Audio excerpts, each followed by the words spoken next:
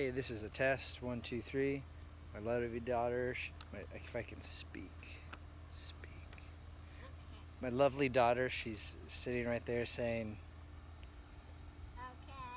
Okay. okay. Say again. Okay. Okay. So I got a question for you. Is fear of how you are viewing your artwork keeping you from achieving your desired level of skills that you want to achieve in drawing? So my name's Elijah Loving, and I think that there's two things with this in this video. First is I wanted to make a commitment to you guys on the other side of this that are looking for guidance and help in terms of producing artwork, drawings, which is my forte, my skill, illustrations, and then also business side, how you go about business within art. What is business and art meant to go together? Can they go together? And then also kind of motivational ideas. In this one, I really wanted to deal with fear. And so, first and foremost, I think the biggest thing with these videos that I really want to accomplish here is that it's important that I pass on this information to you. And truly, it's not for my own grandizement or my own sort of lifting me up. In terms of a teacher or mentor, those sort of things, those are not the qualities you should be searching after for any kind of mentor, leader, or teacher. To search after those things. But what you should be searching after, and the reason why I'm doing these videos and really why I'm putting an effort to start doing these videos, is that I really want to communicate the fact that the information that I possess because of my experience of my life and those sort of things, and the information that you possess and the experience that you have in your life, I would feel that I would be doing you a disservice if you're not getting the information. Whoever's out there, whatever that information, wherever you may be, and I would be doing you a disservice by not passing this information on to you. In part because of the love for the human experience, the human lives that we all exist in. I want to pass that on. Sort of the idea of lifting up all. If I lift myself up, I want to lift others up with me. I don't want to do this alone, and that's part of the reason for this. And so I started off the video with the idea of fear. And there's a couple parts that I really wanted to share with this idea of fear. Is first off, fear was something that was holding me back. Something that was keeping me achieving the level of artwork that I was wanting to do, drawings. Fear was something that I had been told, no, you can't do that my entire life. And it was something that I struggled with, flat out. I was told in high school by some counselor that I didn't have the abilities to go on to education or in terms of college, that factories or those sort of jobs was a better fit for me. Which is funny because then I ended up teaching at the college level for a few years. And I would consider her sort of a hater. And then while teaching at the college level, the university level, I experienced those that, for whatever reason, saw the spark within me and just wanted to hate for the fact of hating. And it bugged the crap out of me. Who are these people that they think they can hate on another human being's experience? And I just, to this day, I don't understand it. And that for the past couple of years, it has bogged me down. It has kind of kept me locked down to the point that I haven't been able to move forward. Which is the other aspect of fears, the fears dealing with the past. And one of the things that I heard of today about haters is that haters are actually admirers of your work. They just show it in a different way. And I think that's true because a lot of those haters from my university experience, or teaching at the university rather, is that they ended up implementing some of my ideas. What a great compliment. I know that my life is on the right path because I desire to move forward. And that's one of the keys to dealing with the fear. But the other aspect of haters is I want to really communicate this, and if there's anything you would hear, is that haters have no authority upon the character of who I am. Haters have no authority to determine who I am, or certainly the person who I desire to be for my family, for my kids, for my wife. They have none whatsoever. And so we can't give them permission to have that. Now they can by all means admire and hate and all that sort of stuff. I'm happy with that. I think that's the most exciting thing about this, is that the fact is they're admirers of my work. That's awesome. And if that's the start of where I need to find fuel to go to that next level and change that fear of them hating and them keeping me down and thinking, crap, all my mistakes and all those sort of things that I've dealt with in my past are going to keep me from going to this next level.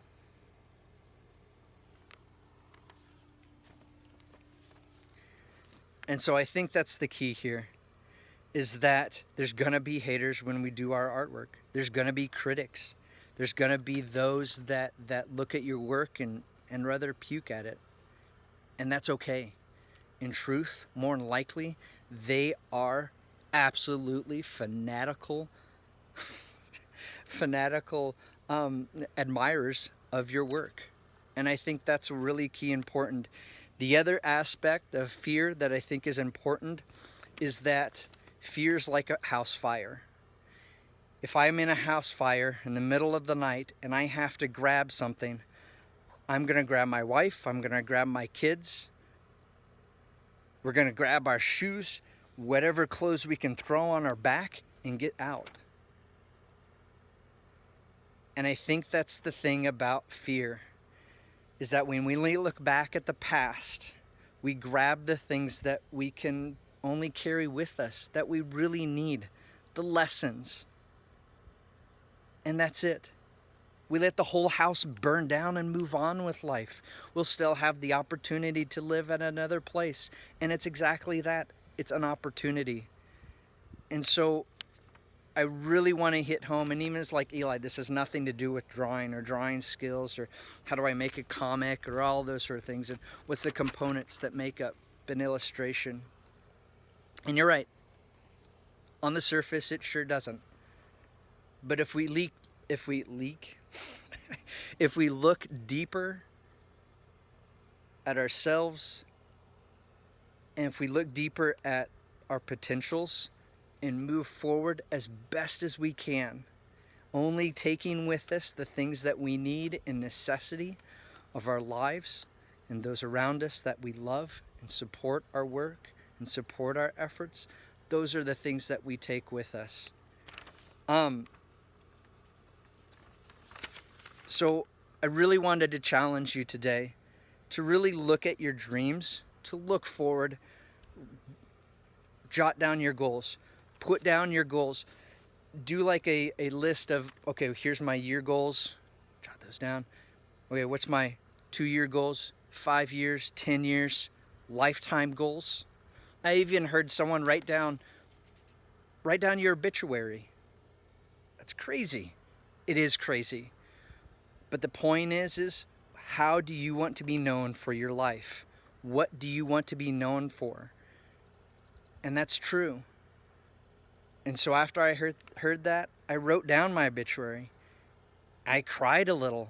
And it was just like, wow, who do I want to be? Who do I want to be known as? What do I want to be known for? In the end, for me, it might not necessarily be for the art. But I want the world to know that I gave it my all for my family, that I gave it my all for those around me, that I gave it my all for those that supported my work and supported all the efforts that I did, that I gave my 100%. And that's what I wanted to be known for. That's my why. That's why I do what I do.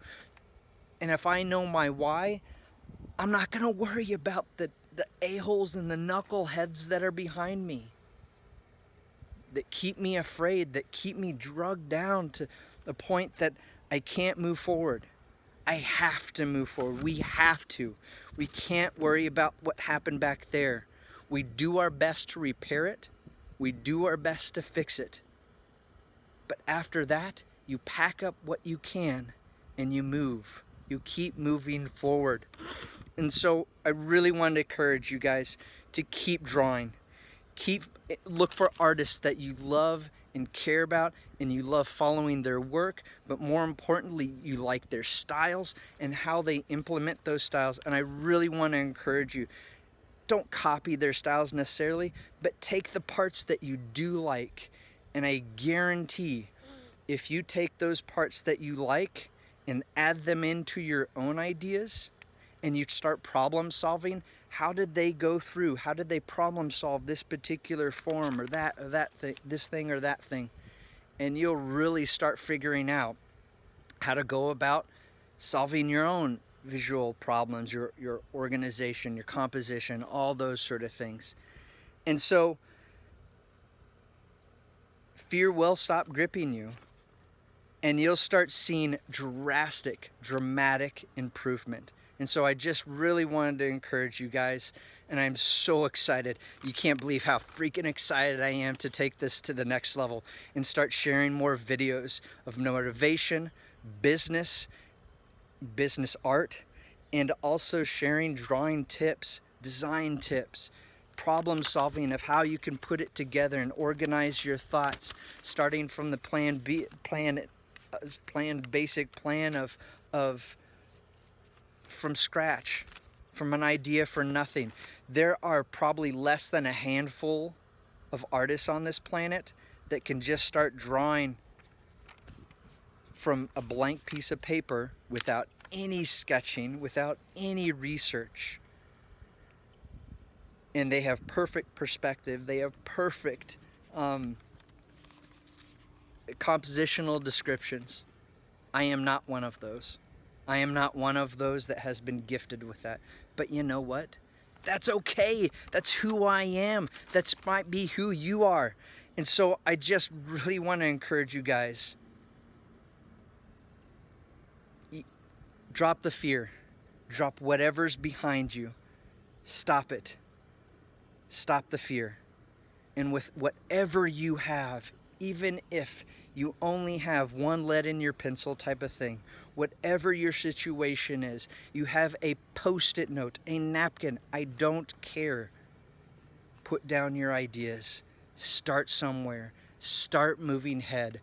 There are so many amazing ideas that in this world that took place on a stupid napkin that gets wiped away with all the crap that we might be cleaning up a mess on, you know, and it gets thrown away. An idea can start from there. And so I truly want to encourage you, take that next step, write down your goals, start sketching, and do not stop.